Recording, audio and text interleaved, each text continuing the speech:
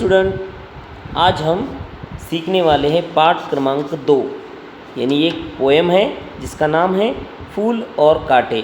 इनको लिखा है अयोध्या सिंह उपाध्याय, हरिओम। इनके बारे में और जानकारी हम बाद में देखेंगे। सबसे पहले तो अभी हम देखेंगे इस कविता में उन्होंने क्या दिया है जन्म लेते हैं जग में एक ही पौधा उन्हें है पालता, रात में उन पर चमकता चांद भी एक ही जैसी चांदनी है डालता। इसका मतलब होता है जो जन्म लेते हैं एक जगह में, जहाँ पर जन्म लेते हैं वो एक ही जगह होती है, एक ही पौधा उन्हें है पालता। अब यहाँ पर पाठ का नाम क्या दिया गया है, उस पर ये कविता है फूल और कांटे। जहाँ पे फूल जन्म लेता है वहीं कांटा भी जन्म लेता है, और फूल और कांटे एक जगह जन्म लेते हैं तो उन्हें एक जैसा ही उसका पालन पोषण कौन करता है, तो पौधा उनका सही ढंग से पालन पोषण करता है। रात में उन पर चमकता चांद भी एक ही सी चांदनी है डालता। रात में उन पर चांद चमकता है, अपनी चांदनी की रोशनी डालता है, वो भी एक जैसा ही, चाहे वो कांटा हो या फूल हो, एक जैसी ही रोशनी उन पर मिलती है। तो ये हो गया पाठ कविता का पहला पद। दूसरे पद में क्या दिया है देखो, मेह उन पर है बरसता एक सी उन पर हवाएं हैं बही, पर सदा यही दिखता है हमें ढंग उनके एक से होते नहीं। मतलब देखिए, जैसे फूल की परवरिश होती है उसी तरह कांटों की भी परवरिश होती है। पौधा जो है दोनों को एक जैसा जन्म देता है, एक जैसे ही उनको पालता है। उस तरह चांद उनको एक समान रोशनी देता है। साथ ही साथ मेह उन पर एक सा है बरसता, एक ही सी उन पर हवाएं हैं बही। मतलब जैसी हवा लगती है दोनों को भी हवा लगती है, साथ ही साथ जो मेह बरसता है वो भी दोनों का साथ में ही बरसता है, दोनों पर एक जैसा बरसता है। पर सदा यही देखा जाता है कि दोनों के ढंग जो है, दोनों का आचरण है, दोनों का व्यवहार है, दोनों की जो बातें हैं वो सब अलग होती हैं। वो क्या क्या बातें अलग होती है वो देखिए अगले पद में। ये समझ में आया आपको? ठीक है, नेक्स्ट। छेद कर काटा किसी की उंगलियां, फाड़ देता है किसका वर वसन, प्यार में डूबी तितलियों के पर कतर, भौर का है वध देता शामतन। देखो, कांटा और फूल में क्या फ़र्क है यहाँ पे आपको दिखाई देता है। अब कांटे के बारे में यहाँ पर बताया गया है, तो कवि कहते हैं छेद कर काटा किसी की उंगलियां। आप जब किसी फूल को तोड़ने जाते हैं तो वो कांटा क्या करता है, आपको चुभ जाता है, आपकी उंगलियों में चुभ जाता है। फाड़ देता है किसी का वरवसन। अभी समझो कोई जा रहा है आप आसपास से, कांटों के आसपास से, तो कांटा क्या करता है, उनको फाड़ देता है।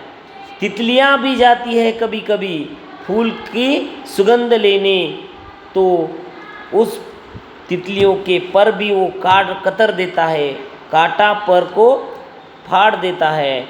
और भौर जो होता है, यानी भौरा जो यहाँ वहाँ गूंजता रहता है, उसके काले बदन को छेद कर वो निकल जाता है, यानी उसके शाम तन को भेद देता है, भेद कर जाता है। इस वजह से कवि ने कांटे के बारे में यह बात बताई है कि कांटा क्या करता है, किसी की उंगली में चुभ जाता है, किसी का वरवसन मतलब सुंदर वस्त्र, वरवसन यानी सुंदर वस्त्र उनके फाड़ देता है। और जो प्यार में डूबी तितलियां होती है उन्हें पता नहीं होता कि हम कहाँ जा रहे, तब उनके पर को कतर देता है। और भौरों का भी शामतन मतलब शरीर भेद देता है। इस तरह से कांटे का आचरण होता है। फूल लेकर तितलियों के गोद में भौर को अनूठा रस पिला, निज सुगंध वो रसीले रंग से है सदा देता जी की कली खिला। देखो, फूल जो होते हैं वो क्या करते हैं, मतलब अपनी जो पंखुली होती है उसमें तितलियों को समेट लेते हैं, तितलियों को पास बुलाते हैं और जो भौरे होते हैं उनको फूल जो होते हैं वो अपना अनूठा रस पिलाते हैं, किसी को तकलीफ नहीं देते। जिस तरह से कांटा सबको तकलीफ देता है, उस तरह से फूल क्या करते हैं, सबको अपनाते हैं, सबको अपना प्यार भरा रस पिलाते हैं। निज सुगंध और रस निराले रंग से है सदा देती जी की कली खिला। देखो, जो उदास हुआ है, जो बोर हुआ है, वो अगर फूल के पास जाए या फूल उनके पास दिए जाए तो वो प्रसन्न हो जाते हैं, क्योंकि उन फूलों की जो सादगी होती है वो देखकर हमें प्रसन्न लगता है और हमारा जो दुख है वो हम भूल जाते हैं। इस तरह से ईद पद में फूल के बारे में जानकारी दी गई है। और अगले पद में देखिए क्या बता दिया है खटकता एक सबकी आँख में, दूसरा है सोता सुर सिर पर, किस तरह की कुल की बड़ाई काम दे, जो किसी में हो बड़प्पन की कसर।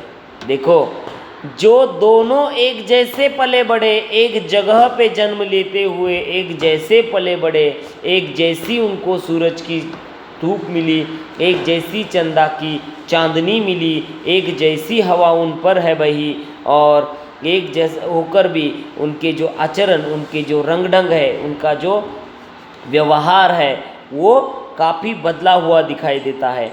तो इसी वजह से क्या होता है कि खटकता सब एक सबकी आँख में, एक सबकी आँख में खटकता है, और एक क्या होता है, एक सबकी आँख में खटकता है और एक क्या करता है, एक सिर पर सजा हुआ दिखाई देता है। मतलब एक जो आँखों में छुपता है और एक सिर पर सजाने को दिल चाहता है।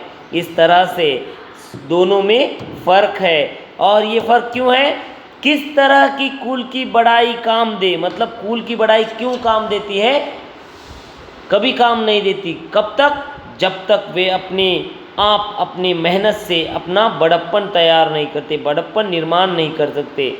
जो कुल की बड़ाई होती है वो कभी अपने को बड़प्पन नहीं दे सकती। जो मेहनत करके काम करेगा, जो प्यार से सबके साथ व्यवहार करेगा, उसी का बड़प्पन काम आएगा, चाहे वो गरीब घर से हो